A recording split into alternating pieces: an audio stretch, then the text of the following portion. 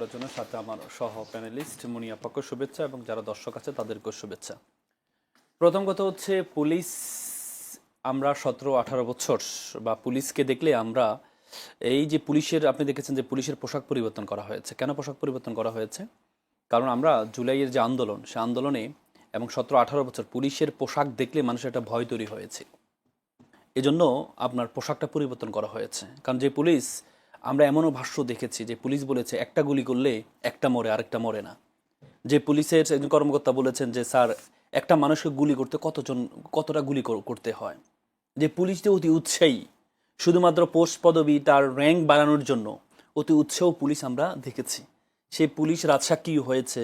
আমরা রাজসাক্ষীর মাধ্যমে অনেক তথ্য, যে ভিতরে কি তথ্য ছিল সব তথ্য আমরা জানতে পেরেছি। এখন কথা হচ্ছে এই পুলিশকে আপনি জনবান্ধব কিভাবে করবেন? পুলিশটা তৈরি হয়েছে কেন? আপনি জানেন সিপাহী বিদ্রোহের পরবর্তীতে যখন সিপাহী বিপ্লব আমরা বলি, তারা বলে বিদ্রোহ, আমরা বলি বিপ্লব। সিপাহী বিপ্লবের পরবর্তীতে যখন ইংরেজরা দেখতে পেল যে এই ভারতীয় উপমহাদেশকে এটাকে কন্ট্রোল করা যাচ্ছে না, তখনই তারা এদেরকে আমাদেরকে দমানোর জন্য পুলিশ বাহিনী তৈরি করেছিল, যেটা আমরা পুলিশ অ্যাক্ট কি বলে 1800 মেবি 65 সামথিং, হ্যাঁ, পুলিশ অ্যাক্ট তৈরি করা হয়েছে। তার মানে হ্যাঁ, এই পুলিশ বাহিনী তৈরি করেছে হচ্ছে আমাদেরকে শাসন করার জন্য, আমাদেরকে দমানোর জন্য। সেই পুলিশ বাহিনী দমানোর জন্য তৈরি করা, শাসন করার জন্য তৈরি করা, সেই পুলিশ মানুষের মেন্টালিটি এখনো পর্যন্ত আগের মতোই আছে। এখন কথা হচ্ছে এই পুলিশ বাহিনী এমন হয়ে যায় কেন? এটা একমাত্র হওয়ার মূল কারণ হচ্ছে পুলিশকে আমরা ব্যবহার করে নিজের মতো করে, এবং পুলিশের নিয়োগগুলো এমনভাবে হয়, এবং এই পুলিশের যে প্রমোশনগুলো আপনি দেখেছেন, আমরা ডিবি হারুনের নাম দেখেছি, কিন্তু ঢাকা শহরে আপনি এমন অনেক হারুন তৈরি হয়েছে 5 আগস্টের পরে, যারা ডিবি হারুনের মতো আচরণ করছে। আমরা নাম বললাম না, আমরা দেখতে পাই, অনেকে বলে যে সেকেন্ড ডিবি হারুন, এবং তার প্রমোশন হয়েছে, এখন রিসেন্টলি প্রমোশনও হয়েছে, আমরা শুনেছি। তার মানে কি, পুলিশরা অতি উৎসাহী হয়ে জানে পুলিশরা একটু লাইটে আসতে পারলে এবং কি নেতাদেরকে একটু দেখাইতে পারলে পুলিশের প্রমোশন হয়। সেই পুলিশ 24-এর আগে যে পুলিশ, এখন যে 24 পরবর্তী পুলিশ তো চেঞ্জও হতে পারে, পরিবর্তন হতে পারে। সেক্ষেত্রে আপনার কি করা উচিত বলে মনে করেন? পুলিশের দেখেন, আমি প্রথম কথা হচ্ছে একটা নিন্দা জানিয়ে রাখি আপনাকে।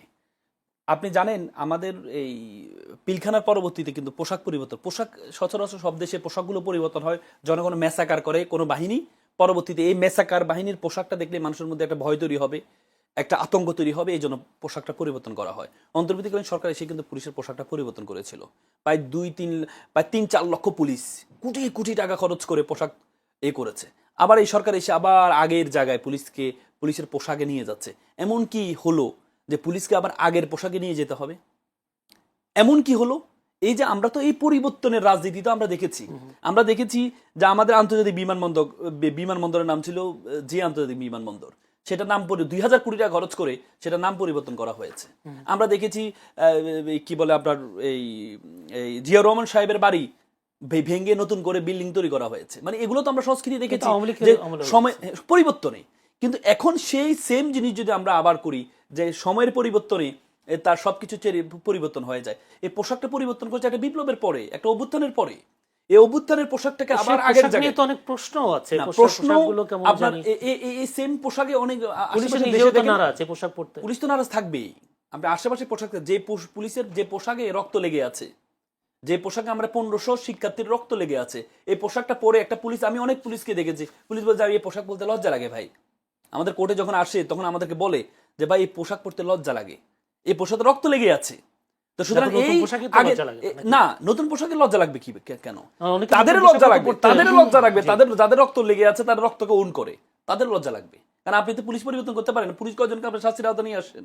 যে এত বড় একটা ম্যাসাকার হয়েছে, কত মানে কি আপনি আশা দেখেন না জনবান্ধব পুলিশ তৈরি হবে? জনবান্ধব পুলিশ হওয়ার জন্য সবচেয়ে বড় মাধ্যম হচ্ছে আমরা পুলিশ নিয়োগ এবং প্রমোশনটা যদি রাজনীতি। আমরা দেখেছি এই যে এই নতুন সরকার আসার পরে আমরা থানায় মানুষ নিরাপত্তার জন্য যায়, বাইরে যদি কোনো মব তৈরি হয় মানুষ থানায় যায় কি নিরাপত্তা পাওয়ার জন্য। কিন্তু ঢাকা বিশ্ববিদ্যালয়ের নির্বাচিত সদস্যরা থানায় গিয়েছে জিডি করার জন্য। সেখানে যেভাবে মব তৈরি হয়েছে, থানা হামলা হয়েছে, গ্লাস ভাঙ্গা হয়েছে, মব তৈরি করা হয়েছে, সেখানে পরবর্তী একটা মামলাও নেওয়া হয়নি। তার মানে কি, এই যে আগের মতো পুলিশের আচরণ, আপনি যদি সেদিন মামলা করতে পারতেন, সেদিন নিরাপত্তা দিতে পারতেন, সেদিন যদি একটা, কিন্তু পরবর্তীতে তারা বলছে তদন্ত করে তারা নাকি কিছুই পায়নি, অথচ সকল ভিডিওগ্রাফি সকল কিছু আছে। তার মানে পুলিশ তো আগের মতোই, কারণ আমি যদি এখন মামলা নিই, আমি যদি মামলা নিই তাহলে আমার এই প্রমোশন পাবে না সে। এই চিন্তা থেকে যদি বেরিয়ে না আসে তাহলে আপনি জনবান্ধব পুলিশ করতে পারবেন না, আপনি বরং সরকার বান্ধব পুলিশ করতে পারবেন, জনবান্ধব করতে পারবেন না। ধন্যবাদ।